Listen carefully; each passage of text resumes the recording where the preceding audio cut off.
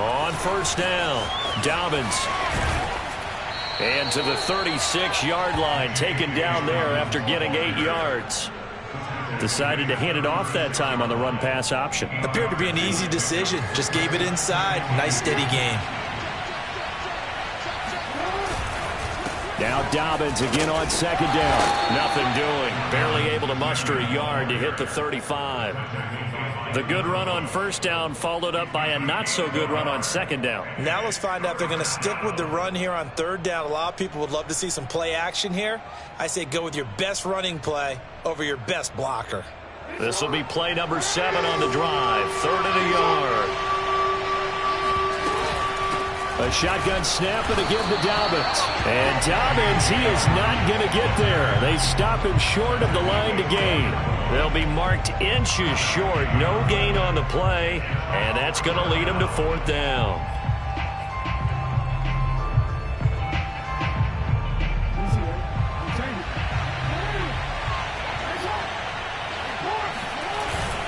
They're going for it with Dobbins. And this will depend on the mark. I'm not sure he pushed the line forward. And indeed, he did not. They stop him. He needed a yard. He didn't get anything. And this Steeler defense able to come up with a stop. The Steeler offense here about ready for their next drive. And he's got it up over the 40 to the 41. He'll get a nice chunk there on the first down run, and it's 2nd and 4.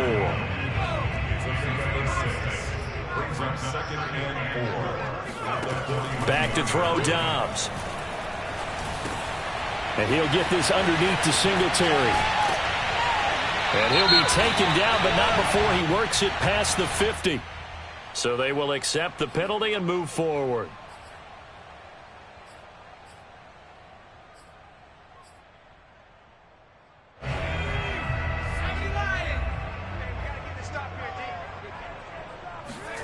On first down, Dobbs to throw. And that would not to be. It's incomplete. So they couldn't hook up as time has now run out on this 3rd quarter of play. Back now in Pittsburgh. Here's 2nd and 10 now from about the 32. It's the Steelers with the football, but trailing here as we get going in quarter number 4. Now a throw here to his running back. Escapes the defender. And into the end zone. Touchdown, Pittsburgh. Kalen Ballage, his 5th touchdown now on the year. And the Steelers have made it a one-score game again here in the 4th.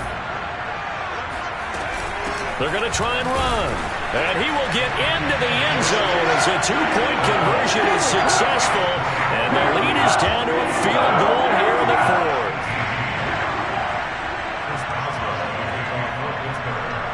Boswell now to kick it away after the touchdown.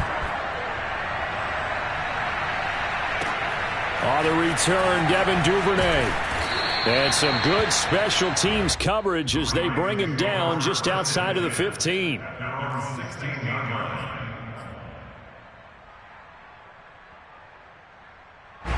The Raven offense set at the line for this next drive.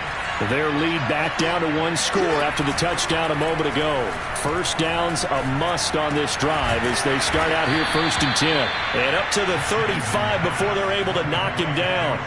The drive starting play, a good one. Give him 19. Ball up to the 35 now as they come up on 1st and 10. Dobbins trying the left side. Able to power through. 54 yards on the ground for him so far. Now, I'm guessing you'd say this is kind of the key here. Grind out some yardage, work on that clock, see if you can continue to tick it down. Definitely. You want to bleed things out at this point, right? Continue to possess the football, gain some yardage, and put the onus on the defense. Do they have to use timeouts? What are they going to do to stop you? You're taking charge. And they're well past midfield, just a yard or 2 shy of the 40. That's a 12-yard gain now on back-to-back plays. Well, that should be a reminder defensively, and I think it's a reminder to myself because you just can't sell out to stop the run. There's still enough time that this offense can move the football through the air, even on 1st and 2nd downs, and they obviously picked the right spot to throw the ball there. They'll throw on 1st down with Jackson. And he'll go right back to Andrews. And he's taken down inside the 30. This duo locked in, 14 yards there, and a first down.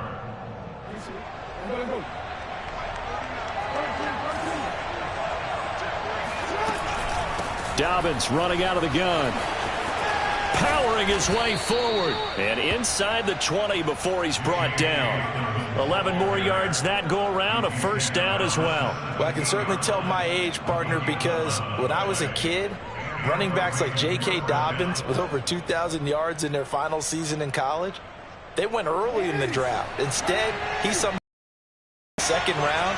But how great is it to get a guy with that ability who can run it inside, run to the perimeter, and catch. And in for the Ravens touchdown. Rashad Bateman, his 5th touchdown now on the year. And the Ravens will extend their lead. Tucker able to connect on the extra point, and his guys will take a 10-point lead. Tucker now to kick it away following the touchdown. And that one will bounce out of the back of the end zone, so we will start here at the 25. The Pittsburgh offense at the line to start their next drive. And you figure after giving up that last touchdown, they trail by 2 scores here in the 4th quarter. This drive becomes very critical. Dobbs looking to throw.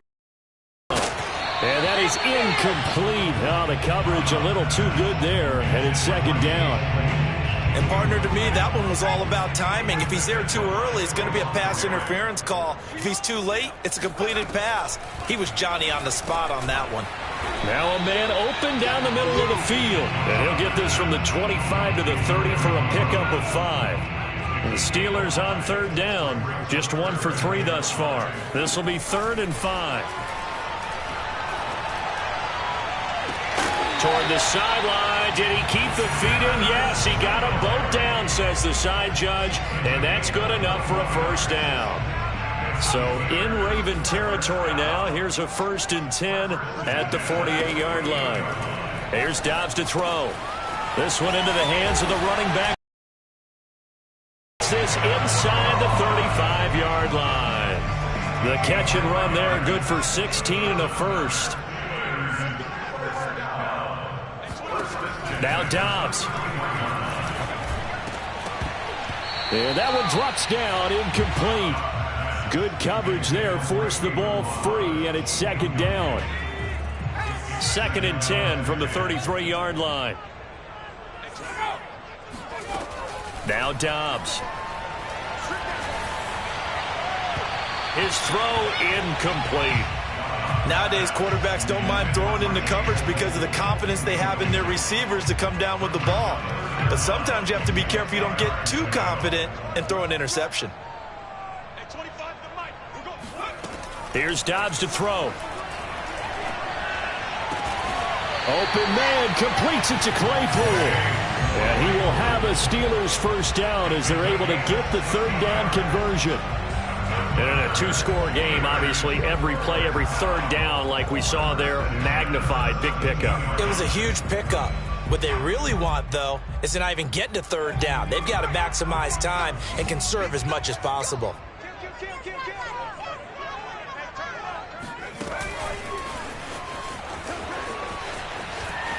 A beautiful fit.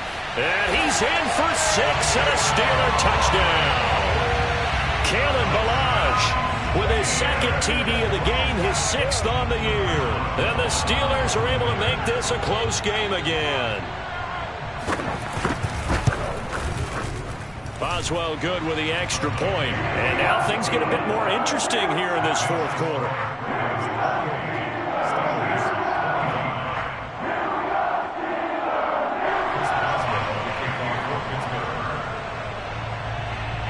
Boswell now to kick it away after the touchdown. On the return is Duvernay. The Ravens take over 1st and 10 at their own 17-yard line. The Raven offense set at the line for this next drive. After the touchdown we just saw, we have a brand new ball game. And now look at the situation. You got plenty of time on the clock. Defensively, they have 3 timeouts. So do you run the football here or do you throw it? I think you have that full conversation with your offensive unit, and you tell them, here's the situation. They've got all their timeouts, so we are not going to play this conservatively. We've got to attack them. We've got to make them use those, gain the ground that we need in order to put this game away. If you think we're just going to run it 3 times and punt it, you got another thing coming. Yeah, and then, by the way, also the 2-minute warning in play, so essentially 4 timeouts left. They have to be aggressive here. And he's got it past the 30 before he's hit and dropped. And quickly we're going to get another stop here with 1:54 left as they call the timeout defensively. First down, Ravens. We're not totally home free yet, but it's looking good as they come up 1st and 10. Flush to his right.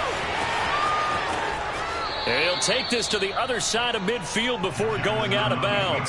Chewing up big yardage. Another nice gain there. This one goes for 20. This is something that we've seen from Lamar Jackson since back in his Louisville days. He can be so dangerous with the RPO. Yeah, and whoever designed the RPOs, it's almost like they had a guy like Lamar Jackson in mind because of his ability to do everything. He can tuck it and throw. Now look at this. They get the turnover they needed. It's intercepted. Picked up by Minka Fitzpatrick. And he brings this one back. It's a pick 6 for a Steeler touchdown. Well, dare I say it, it's kind of quid pro quo. Both defenses now with an interception return for a touchdown. Your vocabulary, sir. Well done. They do tack on the extra point as well, and that will make this a 4-point game.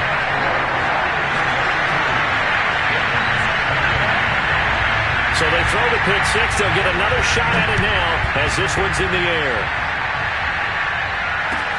Oh, the return is Duvernay. And he won't get this to the 20-yard line as he's down at the 19. At their own 19-yard line.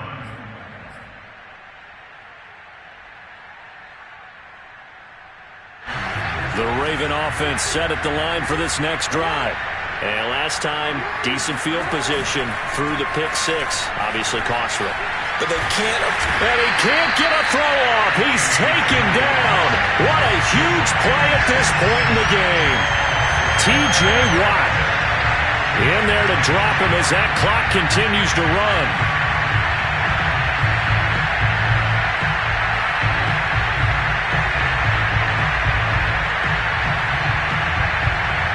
Now following the sack, they'll look to make amends on a 2nd down and 17. Now Jackson. They'll roll him out right. Now a desperation throw deep downfield. And got his man complete. He takes it across for the touchdown, and they've taken the lead late in the final minute of the 4th. Wow. Wow. Wow. I know it's a never-say-never situation, but to me, that looks like that's the one that's going to finish him off. The score that puts him in front here late, but now you got to rally your kick team, don't you, and say the last thing we need is a big return. And what happens is guys get overeager, get out of their lane because they're so excited they want to make the last tackle. You mess up, could come back at you a long way. Tucker with the extra point. So it's now a 3-point game here in the closing stages as a field goal now can only tie it. And that one will bounce out of the back of the end zone, so we will start here at the 25. The Steeler offense here about ready for their next drive. They only need a field goal. Obviously, the clock a huge factor. They'll be watching that. What do they need to do here, Charles? Your sequence of plays has to get you out of bounds. Completions, get out of bounds, gain some yardage. Then when the clock hits 7 seconds or left, now you've got a decision. Are you in field goal range, or is it Hail Mary time? Because from 7 seconds down, you don't want to take a shot that you're going to have another play. We'll see how they handle it. Dobbs. And his throw here is incomplete. This defense hasn't had the best showing in this game, but a critical knockdown there. If they can hang on, I guess the end will kind of justify the means. Certainly, and just think of it this way. It may not be the quantity of the plays that they've had because those haven't been great, but they get a few more quality ones like that. That could finish things off for them. Now the Steelers going to use their third and final timeout as they'll stop it with a little over 30 ticks to go in the football game.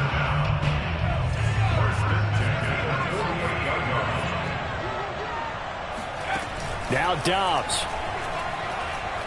Sliding out of the pocket. On the run. He'll let this go deep right side. And it's intercepted at the goal line. Got no feet. Picked off by Michael O.J. Mudia. And the Ravens have just about sewn up this football game.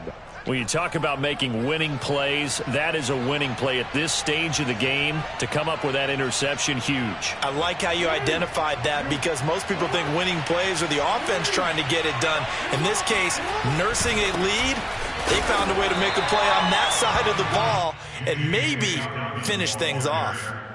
There on the tackle, Minkah Fitzpatrick. No gain on the play.